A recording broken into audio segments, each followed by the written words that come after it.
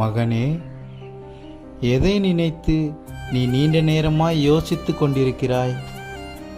இல்லைப்பா, உங்களுக்காக ஓடுற இந்த ஓட்டத்தில், இந்த உலகத்துக்குரிய காரியத்தில் எனக்கு ஒரு சில பிரச்சனை நெருக்கடிலாம் வருது. இதை பார்த்து கூட எனக்கு பயமாவோ கஷ்டமாவோ இல்லைப்பா. ஆனால் இதை வச்சு இந்த மனுஷங்களாம் இவன் ஏசுன்னு ஓடுறான், ஆனால் இவனுக்கே இந்த பிரச்சனைன்னு சொல்கிற அந்த வழியை மட்டும் என்னால் தாங்க முடியலப்பா.